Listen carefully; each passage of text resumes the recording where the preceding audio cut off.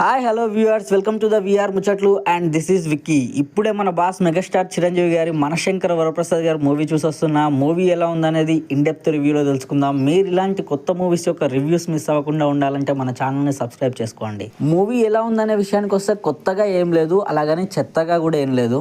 Anil Ravipudi sector of ఆడియన్స్కే కాకుండా general audience కూడా కొంచెం నచ్చేలాగే ఉంది. మూవీ యొక్క బేసిక్ ప్లాట్ లైన్ వచ్చేసి ఎన్ఐఏ ఏజెంట్ అయిన శంకర్ వరప్రసాద్ గారి కుటుంబంలో ఎలాంటి ప్రాబ్లమ్స్ వచ్చాయి, ఆ ప్రాబ్లమ్స్ ని ఎలా సాల్వ్ చేసుకున్నాడు అనేది మూవీ యొక్క బేసిక్ ప్లాట్ లైన్స్. అంటే స్టోరీ అంతగా ఏముండదు, కాకపోతే ప్లాట్ లైన్ మాత్రం ఇది. మన బాస్ మెగాస్టార్ చిరంజీవి గారి యొక్క screen presence, style and swag చాలా బాగా అనిపిస్తాయి.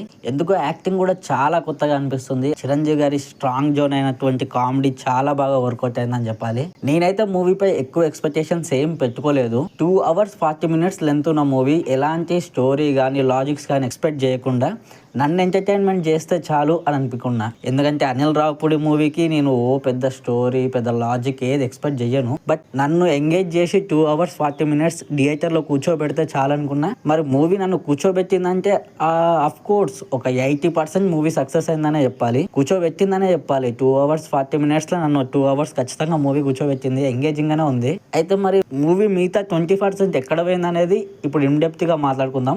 అలాగే 80% ప్లస్ పాయింట్స్ ఏందనేది కూడా మాట్లాడుకుందాం. మూవీకి మేజర్ ప్లస్ పాయింట్ వచ్చేసి మన బాస్ మెగాస్టార్ చిరంజీవి గారనే చెప్పాలి. చిరంజీవి గారే మేజర్ ప్లస్ పాయింట్ మూవీకి అయితే.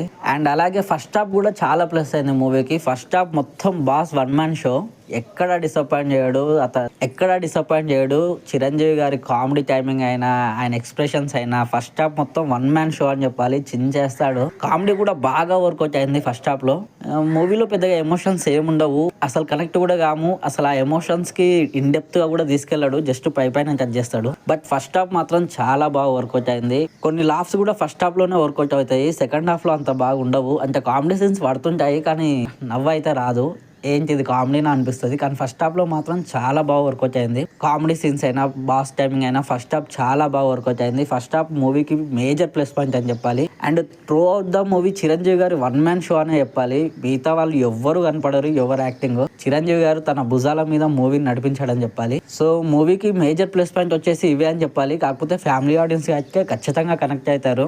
Anil Ravipudi movie family audience ని టార్గెట్ చేసినట్టే ఉంటుంది. సో ఖచ్చితంగా వాళ్ళైతే కనెక్ట్ అవుతారు. కానీ మన వరకు అయితే ఫస్ట్ హాఫ్ చాలా బాగా వర్కౌట్ అయింది. ఇక coming to the second half మాత్రం కొంచెం లాగ్ అనిపిస్తుంది. ఎందుకో తెలియదు, మధ్య మధ్యలో బోర్ కూడా కొడుతుంటది. సెకండ్ హాఫ్ లో విక్టరీ వెంకటేష్ గారి క్యామియో ఉన్నప్పటికీ ఎందుకో క్యామియో అంత బాగా వర్కౌట్ అవ్వలేదు. బట్ చిరంజీవి గారు, వెంకటేష్ గారి స్క్రీన్ ప్రెజెన్స్, కొన్ని కామెడీ సిచ్యువేషన్స్ వర్కౌట్ అయ్యాయి. బట్ ఆ క్యామియో మాత్రం అంత ఇంపాక్ట్ ఇవ్వలేదు నాకు. ఆల్రెడీ టీజర్ అండ్ ట్రైలర్లో రిలీజ్ చేసినందుకేమో నాకైతే ఇంపాక్ట్ ఇవ్వలేదు. బట్ మీకు ఎలా అనిపించిందో కామెంట్ చేయండి. కాకపోతే పర్లేదు, చిరంజీవి గారు, వెంకటేష్ గారు వాళ్ళిద్దరిని స్క్రీన్ మీద చూస్తూ వాళ్ళు చేసే గోల రచ్చ పర్లేదు, బాగా అనిపించింది. బట్ పెద్దగా వర్కౌట్ కాలేదు. ఇక ప్రీ క్లైమాక్స్ నుంచి క్లైమాక్స్ వరకు బోర్ వచ్చింది. నాకెందుకో తెలియదు, అనిల్ రావిపూడి మూవీస్లో క్లైమాక్స్ అస్సలు నచ్చదు, చాలా ఫ్లాట్గా ఉండిపోద్ది. ఈ మూవీ అని కాదు, దాదాపు అన్ని మూవీస్. సో క్లైమాక్స్ మాత్రం పెద్దగా వర్కౌట్ కాలేదు. ప్రీ క్లైమాక్స్ నుంచే మనకు బోర్ వచ్చేస్తుంటుంది. ఇవి మాత్రం మూవీకి నెగిటివ్ అని చెప్పాలి. సెకండ్ హాఫ్ మొత్తం నెగిటివ్ లాగే అనిపించింది. నేను పెద్దగా ఎంజాయ్ చేయలేకపోయా. నాకు 20% ఇక్కడే పోయింది. అంటే ప్రీ క్లైమాక్స్ వరకు ఆడుకో ఇడుకో ఎంజాయ్ చేసా, పర్లేదు. బట్ ప్రీ క్లైమాక్స్ నుంచి క్లైమాక్స్ వరకు మాత్రం అస్సలు ఎంజాయ్ చేయలేకపోయా, బోర్ వచ్చింది లిటరలీ. కాకపోతే పర్లేదు. ఇక మూవీ మొత్తం ఓవరాల్గా చూసుకుంటే బాగానే ఉందని చెప్పాలి. పండగకి ఫ్యామిలీ ఆడియన్స్ బాగానే ఎంజాయ్ చేస్తారు. సెకండ్ హాఫ్ మాత్రం మెయిన్ మైనస్ అనిపించింది నాకు మూవీకి.